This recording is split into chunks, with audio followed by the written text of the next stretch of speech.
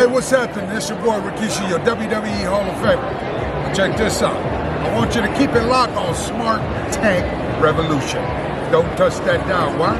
The big man said I back that ass up on it. Ladies and gentlemen, welcome back to the Smart Tank Revolution, where we always kick out at 2.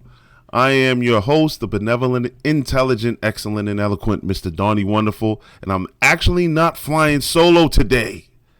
But I don't have my esteemed colleague, Mr. Joey Business, with me. Shout out to Joey. But you'll love this.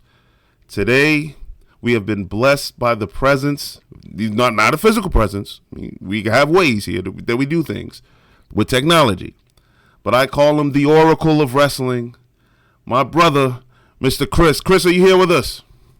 Yes, I am, man. How you doing, brother? I am doing fantastic. Now, real quick, I want to give everybody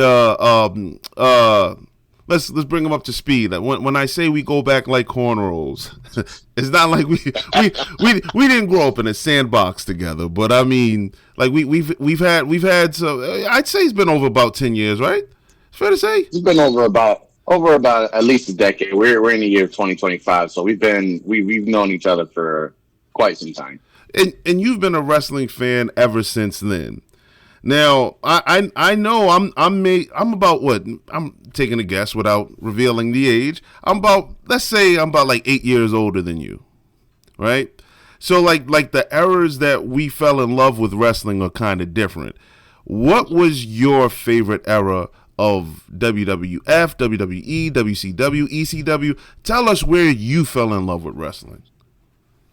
Honestly, I could say, obviously everyone's going to say Attitude Era, so that's where things started to take it up a notch. You know, obviously you had the Monday Night Wars, which is one of the pinnacle eras where, you know, you had two companies going at it in ratings and obviously signings within big superstars, basically all around. So it's just like, you know, back in when wrestling was at its best, obviously during the Attitude Era. I forgot to mention ECW, because obviously ECW was Mag Daddy within the mission of Extreme, as we should say. You know, oh yeah. Obviously everyone knows the great Sabu with all of his fun extreme moments. But overall, yeah, the Attitude Era for me is when I started watching wrestling. Okay. You know, obviously living in Boston at the time, watching the Attitude Era, and I do remember the time that my uncle, since he's now in prison, he took me to my first WWE event.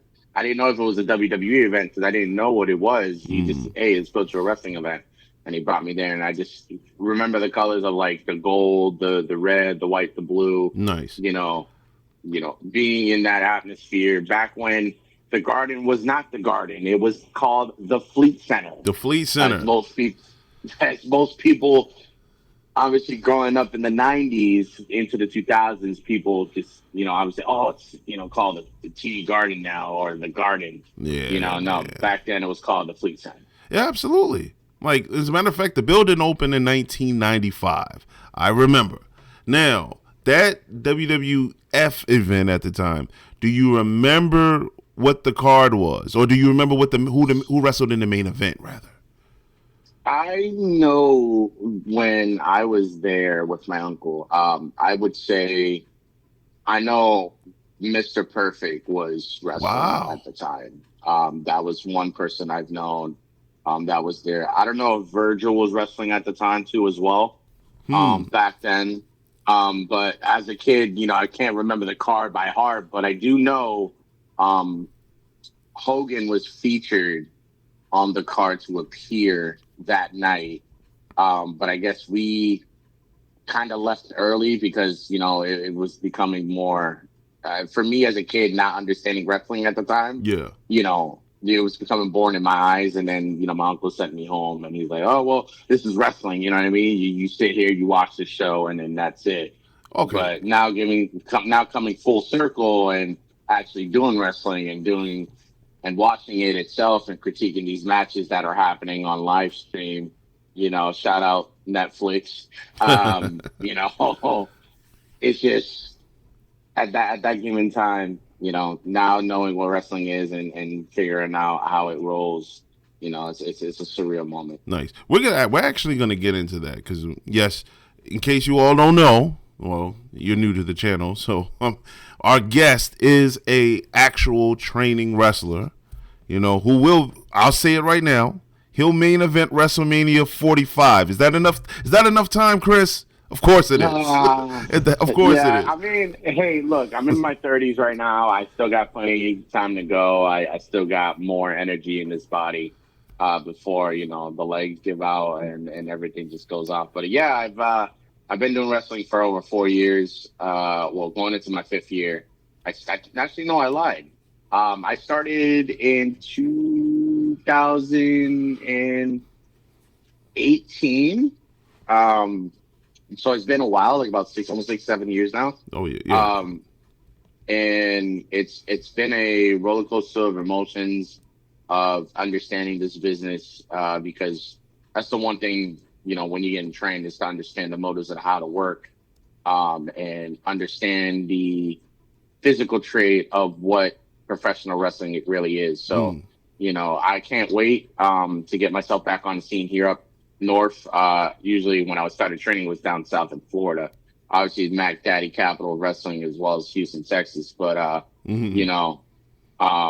can't wait to get myself back out on the map and be out there physically in front of you, my friend. Oh, absolutely. To show you what I'm capable of. Oh, absolutely, and you most definitely will. Now, when you mentioned your uncle taking you to the Fleet Center, so when you said Mr. Perfect, so that would have had to have been even earlier than that, when it was like I'm talking about the original Boston Garden, like people were able to sneak into that old building, but like those shows, I remember like even the way that they had the lights. Like if anybody can YouTube like the old Celtic games from the 80s and like the early 90s, because if the building opened in 95, I think they tore it down in like 1994 or something. It looks, as a matter of fact, Survivor Series 1993 was at the Boston Garden. Now, when you watch it, the way the WWF has the ring lit and the crowd lit, it makes it appear as if it's lighter than what it actually was. The building was really, really, really dark, especially for house shows, and it gave a Showtime atmosphere. And I remember going to a couple of shows. Like my dad used to take me to shows, and then my uncles used to take me to shows too. And I can remember that was the first time, and I got in trouble for this too. That was the first time I ever saw a choke slam. It was Psycho. Well, he wasn't Psycho Sid then. He was Sid Justice. Sid Vicious. No. In WWF, yeah. He was Sid Justice. It was Sid Justice versus the Undertaker in a casket match.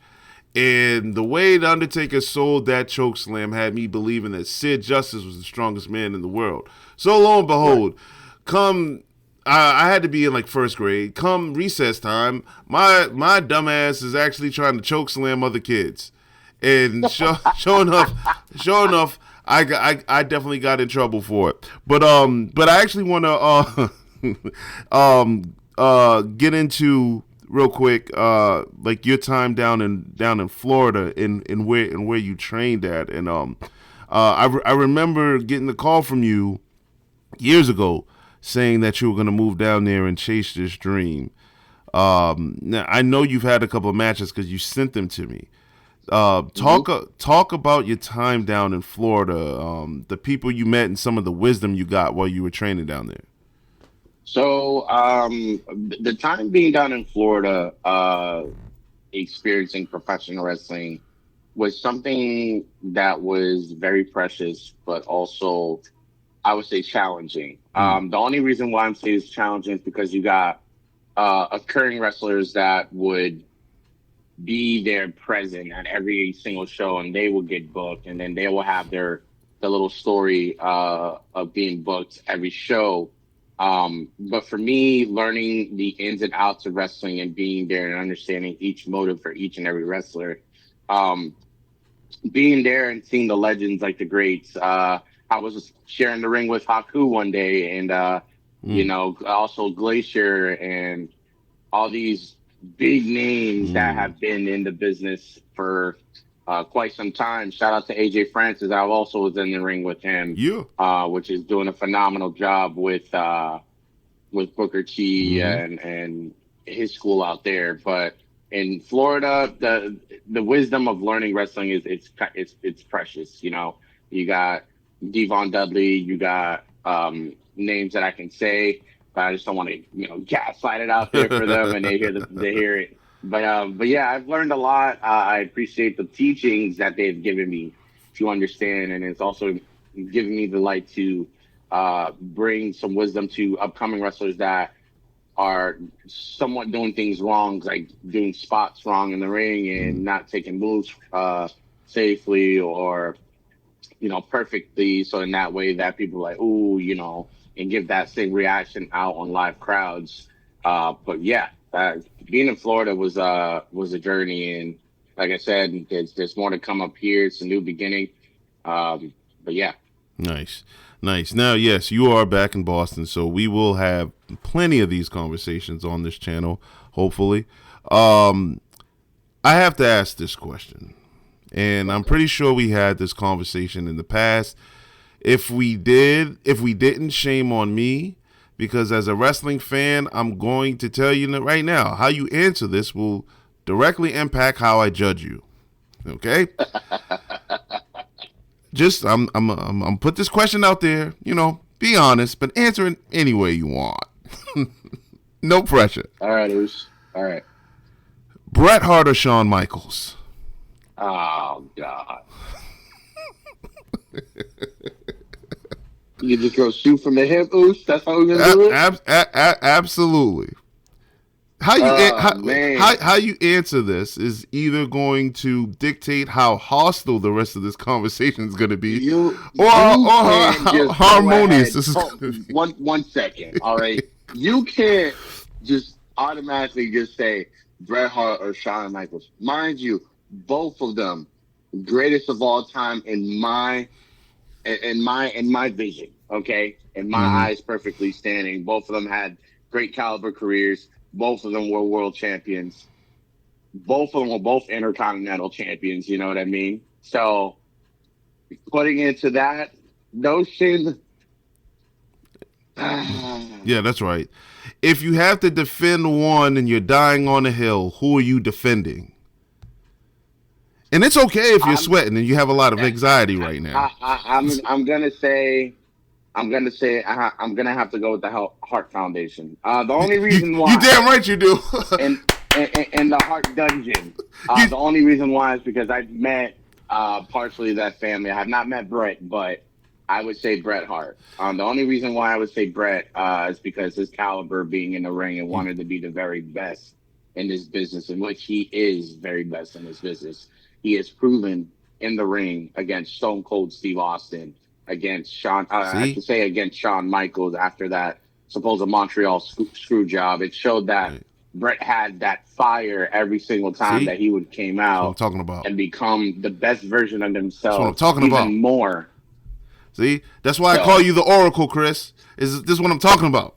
Now, all right, shout out to Shawn Michaels. I definitely do respect Shawn Michaels, even though I'm mad at Cody Rhodes right now because Cody stopped the aging, balding HBK from getting that pile driver on Saturday night's main event. Did you happen to watch Saturday's night's main event? So I didn't get to watch the whole live because I was working, but I did watch the recap. Uh-huh. On Netflix, or actually on Peacock, excuse me. Yeah. As most people don't know, during the podcast, yes, Peacock is still available. It is. until next year, until they obviously stop the contract. But Fully merged, yeah. yeah, I've rewatched the Satellite's main event, and honestly, I see the aging of Shawn Michaels, a little baldy. Now, And hold on one second. Just for the record, just for the record, we have respect for you, HBK. I'm speaking as a jaded Bret Hart fan from 1997. That's all. That's all. It's all love, because people always get on me. Oh, you don't like Shawn Michaels? Shawn Michaels is the legend. Shawn Michaels can have a great match with a broomstick. And here I am saying, well, show me the broomstick and show me the match that Shawn Michaels had a great 5-star Dave Meltzer match with. But but I would just say so that part of me wanted to see Shawn Michaels get his head driven in that canvas, but of course, Cody had to intervene. Shawn Michaels, you all seen it. Shawn Michaels hits KO with the sweet chin music, and this is why I am pulling for Kevin Owens to win at the Royal Rumble. Number one, I really want that Winged Eagle belt to stay. What say you? Prestige, yes, I would like to see KO gain another championship, because mind you, the last time he's won a world championship was when he was Universal Champion for the Raw brand. Yeah. Yep. So, and that was him aligning with Chris Jericho at the time. Remember, Chris Jericho come up with the gimmick with of the list. You just made the list and all this stuff. Yep. The list of Jericho is what we called it. I was there at WrestleMania 33 when they actually faced each other on the card in Orlando. But honestly, for the Winged Eagle, I'm a fan of prestige championships that have been in the company, that have made a name and made an impact for certain wrestlers to actually hold it. And putting it in a way, and this is just me in my own opinion, Donna, you can honestly, Donnie, wonderful. You can probably go against it, and you probably will, because that is a heel thing to do, and you're that type of person. You like to say what's on your mind and how it goes. Honestly, I would like the other version of the Winged Eagle, which is the round. Oh, the '98 version. Eagle. Yes, the blue belt, the one that was held by Stone The Cold, Rock, by Stone Cold, Triple H, yeah, Stone Cold Steve Austin, because it showed more within width and expanding of its prestigious moments. Because at the time, I'm gonna bring this segment up, is when Vince McMahon and Arnold Schwarzenegger, they had the '98 version and the blue strap, and with the blue strap, it looks so like I've seen replicas of it, and it's really good. The Winged Eagle now that we're seeing as that made mark into the wrestling business, as what Kevin Owens is holding.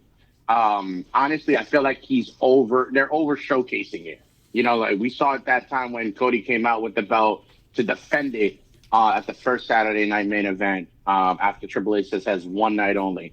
And it's bullshit when you have the executive producer and the head of creative telling you one night only, and then just showcase the fucking belt every night. You know what I mean? And it's something that I would say, if you're going to do one night only, keep the current championship right now. Okay. And then whoever wins the championship at the main event, you know what I mean? Then you can go ahead and make the switch over to the other belt. That would have been the smartest way to do it. Absolutely. You know what I mean? Like how Daniel Bryan did it back then when he won the WWE championship and then threw the championship in the trash and unveiled the eco-friendly WWE championship. I forgot about that. Honestly, it's wait a minute. I don't see any of you belt collectors with the eco-friendly belt. Mr. Joey Business, my esteemed colleague, I would love to see that in your collection, but I digress. Go. Yeah, so it's just like a thing that I can see, the same thing as how every belt for a new generation been unveiled. Like at the first time when they came out with the Undisputed Championship, when they call it the WWE Universal Undisputed Championship, I would just want it to be called the WWE Championship, because there's no longer the blue and black belt anymore on both brands. Now it's just one champion from each show which you got the World Heavyweight Championship, which I love that belt. That belt It grew on brings me. the big gold all over it. It grew on me. Okay. I used to call, I still refer to, and I love Gunther, love him, but I still refer to it as the underling champion. I feel like there's way too many champions, and there needs to be one, again, undisputed champion. That's it, just one. You can't have 1A and 1B. There's only one title that I fully recognize, and that's the long lineal championship that Cody has. I just hate that belt. I like that they turned it gold, actually. But if they go back to the Winged Eagle, even to your case, even the 98 Winged Eagle, which I don't mind, but I just like the 88 to 98 one better, I think that belt holds the prestige. It holds the aura of majestic stature. That's the one we need. I don't like, Joey Business calls that belt. It looks like the Hall of Fame ring. It's okay. Like the logo, it's just a big logo. So the thing is like me putting into that whole standpoint of that prestigious championship is just known for the fact that they're this is what I'm saying, over showcasing the title. I can understand, obviously, Cody is the champion, and obviously he has the current WWE championship. And I might spoil some beans for you, Mr. Donnie Wonderful, that you want Kevin Owens to win the championship this Saturday. Yeah. But FYI, buddy, coming to it, Cody's going to retain. Well, the only reason why I'm saying he is going to retain is obviously, since Roman Reigns, Big Oos, got his Ulafala back, he's coming for what is his. And that is the WWE Championship. And they're going to run it back. For the record, I've seen it surely and closely, that family obviously is going to come back. But talking about the championship, honestly, I would like to see the 98 version of the Wendigo come back if they ever have that showcase again. But obviously the Swing Eagle right here is prestigious, but it's just over showcase. One thing I will say for the record, I never wanted this title reign to end for Roman Reigns. I wanted 4 more years. Why the hell not? But okay, fine. And I only wanted KO to win because, again, Cody robbed us of seeing the greatest pile driver on Saturday night's main event history. I would have loved that. You just want a man that has been on the shelf for basically almost a decade. Okay. And, getting him into a pile driver, which is a banned move in the company, but they still allow it because it's a small package pile driver. Listen, I would have loved it if KO tried to do it on the ring apron. Damn it, I still have psychological scars from Montreal 1997. And listen, are you that type of person that just goes ahead and says, yeah, fuck it, let him go ahead and the life of a legend that stated the business and actually taking control of the NXT superstars, becoming the future of this business? That, you know what I mean? Like, at the end of the day, you have that heelish mindset of like, yeah, fuck it, let him end his career even more and have him sit down in the couch where he belongs. Where was that same thought process when they said, hey, there's a 9, 10, or 11-year-old kid that's watching this, that's a huge Bret Hart fan, that actually wants to see him wrestle and wrestle honestly with integrity and walk away from the company with the right way, which he had contractually he earned that, not earned that right, but he was granted that right. They gave him the provisions. He can walk away any way he wants. Creative control, last 30 days. I wanted to see the Bret Hart ending, not the Vince screwing Bret Hart ending, not the HBK. I had nothing to do with it, man. I swear to God, that was lying ending. I wanted to see the Bret Hart ending. I was robbed of that, so I still carry a little bit of some animosity, but I'm seeking counseling for that. But let me ask you this. Let's round off with this. WrestleMania coming up, okay? Give me your thoughts and ideas on who should main event it And what card? Nothing's booked yet, but who do you think is going to be the show stealer? That's a tough one. As to seeing it and it coming full circle, I'm seeing that my tribal chief, Roman Reigns, will be main eventing WrestleMania this year, as well as night 1 and night 2. I would say night 2, because obviously that was planned last year's WrestleMania when Cody won the championship. Mm-hmm. And now coming to the point where we're seeing the voice of the voiceless, Mr. CM Punk. Chicago's own. Him also main eventing in night 2. In my personal opinion, and this is just me speaking, if it comes to the fact that CM Punk does not main event WrestleMania this year, I can see him ending John Cena's career at WrestleMania. We don't want with that. All respect. We don't want that. Okay. We don't want that. And let me tell you yes, why. I do. I've at the end of the time with this last go, when we're talking about main events right now, okay? I got a better main event for you than that, but go ahead. We have the main event with Gunther, okay? I can see Jey Uso challenging Gunther for the World Championship at WrestleMania because he was this close, okay, at this Saturday night's main event that passed this weekend, almost beating Gunther. And he was held a bit short on that shortcoming. Obviously, I know the kid. I've seen him. I spoke to him one time. And I tell you this right now, Uso got it going for him, bro. It's been a while. You know what I mean? This is his ultimate time being a solo performer without his brother. Okay. So that's night 1 in a main event, clearly. Okay. Wow. So when I mentioned that I have a main event that's bigger than all of that, I mean it. I've said it on this channel. In case you better not say Drew McIntyre. No. This is John Super Cena, right? Oh, John Cena has to main event WrestleMania. This is the last one, okay? And it has to be against none other than the final boss. Oof. Let them Running it back? like I said, the once in a lifetime match, part 3. It's the rubber match that we all need to see. You want to talk about a WrestleMania exit, and it could be for both of them. I don't want to hear nothing about we still need to get Rock and Roman. That doesn't do anything for me.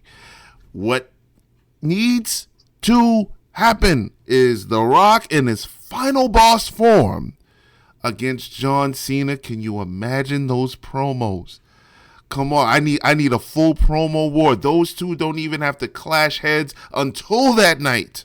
That is a classic promotional dream. So I'm gonna step on your toes on that one. Okay. So, you big toes, man. As a person, 13 and a half, watching, and I believe it was at WrestleMania 28, right? Mm-hmm. Where both John and Dwayne, okay, we're not going to talk about the actual name of the wrestler, The Rock. Yeah, we got it. He has his own name. Obviously, catchphrase, the most electrifying man in all of sports entertainment. That's right. At the time being, you got to put it this way, bro. It's been years since those two clashed. Yeah. And they settled their differences in the ring, not once, but twice. The third time, obviously, was to help Cody win the championship, and he was there. And I'm putting it this way, okay? Just because Dwayne is not head of the board, but he's part of the board of directors in the company and own a little bit of stock of TKO Group. Mm-hmm. Putting it in an aspect, I know where you're coming from, but I don't see it happening.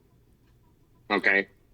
The final Even boss. Though that John. I'm gonna need. Hold on. I'm gonna need you to. I'm gonna need you to refer to The Rock properly as the final boss. That's the one we want. The final boss.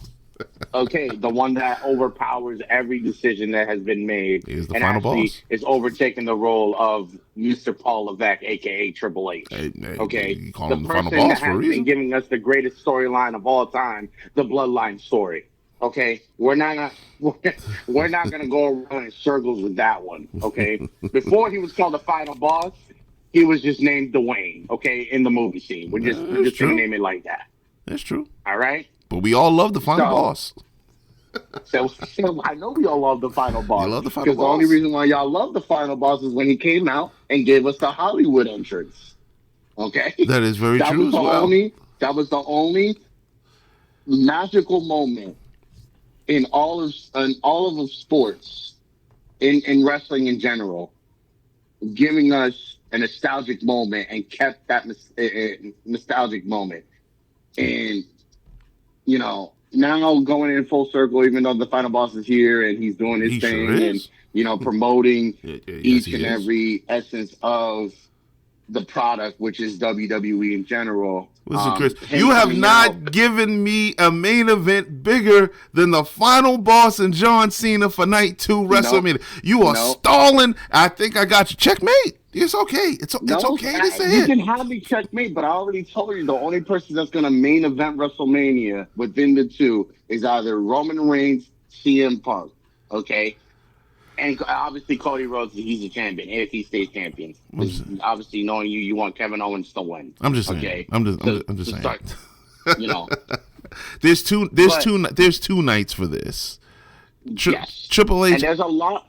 And respectfully, hold on one second. And respectfully, you have 2 nights. So there's a lot going on. You can't just say main event. Because all the matches that are going to be placed on that card for WrestleMania during the season of WrestleMania in Vegas is all going to be main event caliber matches. You got to put it that way.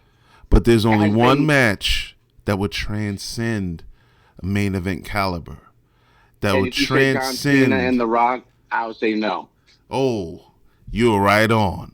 The superstar caliber, the universal caliber match. That if the wrestling legends of the past were to be resurrected to today's sports entertainment industry, they would want to see Cena's last WrestleMania, see him battle the final boss. I want John Cena. That's your match, and that's your prediction on what you want it to be. Oh, that's and a wish list. If it does actually come true, I will come back onto the podcast and say, you know what, Donnie, wonderful. You had me at checkmate. You have your match. I mean, you get used to that. Congratulations predicting it. I'm but if it doesn't happen, I'm going to flame you on live podcast and tell you, saying it didn't happen and your dreams are crushed, and how about that? Well, see, this is why we're lobbying for it to happen. I mean, you may not know, but hey, some information likes to leak into the ears of the WWE creative, and I'm praying and hoping that this one carries some wings and it flies into their beautiful, humble, creative ears, and that they make this happen. The final boss versus John Cena. The once in a lifetime part Trey. This is you can't part Trey, but into a movie aspect. We don't want no type of wrestling. That's probably what's going to happen, which in the dream of matchup. When you said we, I understand that you're speaking French. We, not me. I want to see some wrestling, baby. I want to see some arm drags, some headlock takeovers. I want to see all of that. I want to see the people's elbow. I want to see the what would it be, the final boss elbow, whatever it's called. I want to see the 5-knuckle shuffle. I need to see all of that for the once in a lifetime part Trey. I'm just saying. Give us your final thoughts, Chris. Give us your final thoughts. My final thoughts is I would like to see, and that's what I'm telling you. My final thoughts. I'm going for CM Punk versus John Cena. There's a lot of history between both of them, especially since the final exit with CM Punk leaving the company, high and dry, him going up on that ring with a Stone Cold Steve Austin t-shirt and saying his wisdom, his mindset on how he thinks about the company 10 years ago. I'm not even mad at that. Years ago. I'm not gonna lie. I'm not mad at that. I'm not even gonna try to trump that either. You know what? Okay. I'm gonna let you have that moment on this channel.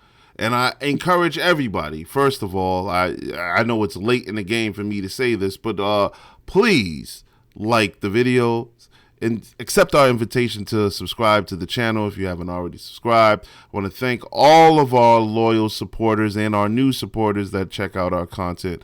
Let us know what you think in the comments section if you're brave enough, because we will indulge in the bantering going back and forth. Let me know where if y'all feel like I'm wrong, flame me. Yeah, feel free. Flame me. You know, Please do. If you agree with the Oracle, Chris, let him know that. But again, if you made it this far along, we thank you for listening.